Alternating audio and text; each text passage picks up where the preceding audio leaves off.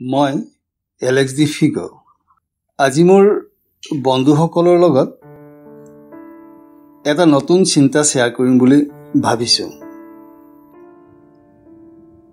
বিষয়টো হৈছে কাউৰী চৰাইৰ দুখ।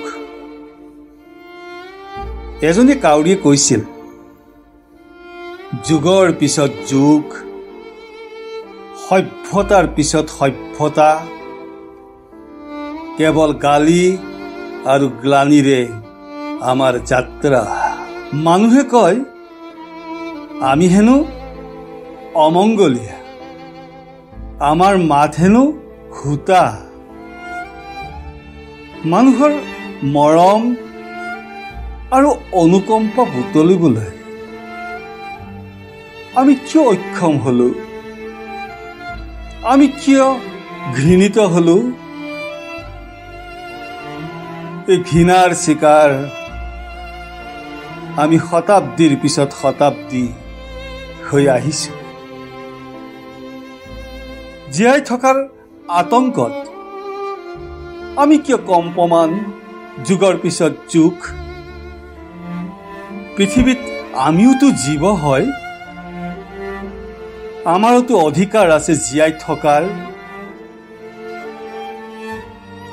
আনবোৰ চৰাইৰ দৰে নদী আৰু বৰষুণৰ পানী আমিও ঠোঁটেৰে খাওঁ।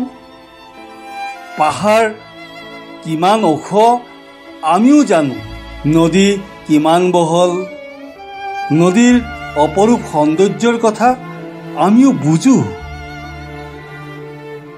যুদ্ধ বিগ্ৰহেৰে ভাৰাক্ৰান্ত পৃথিৱীৰ খবৰ আমিও ৰাখো। পৃথিৱীৰ অসুখত আমিও চকু পানী টুকো, ভোকত কান্দো, সুখত গান গাওঁ। কিন্তু আমাৰ গান মানুহৰ বাবে আজিও অমংগলীয়া হৈয়ে গ'ল। আনকি আমাৰ সন্তানে কেতিয়াও উলাহতে চিঞৰিব নোৱাৰে।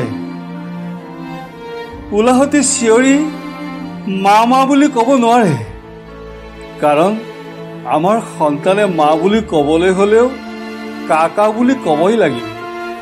পেটত ভোক লাগিলেও আমাৰ সন্তানে কাকা বুলি ক'বই লাগিব। এবাৰ ভাবি চাইছেনে? আমাৰ সন্তানে মাকক মা বুলি মতাটো এক চৰম অপৰাধ। ই প্ৰমাণ কৰে আপোনালোকৰ অন্ধবিশ্বাসে কাহানি বাই গ্ৰাস কৰি পেলাইছে আমাৰ কণ্ঠৰ কাকা, আমাৰ কণ্ঠৰ স্বাধীনতা, আমাৰ কণ্ঠৰ গণতন্ত্ৰ।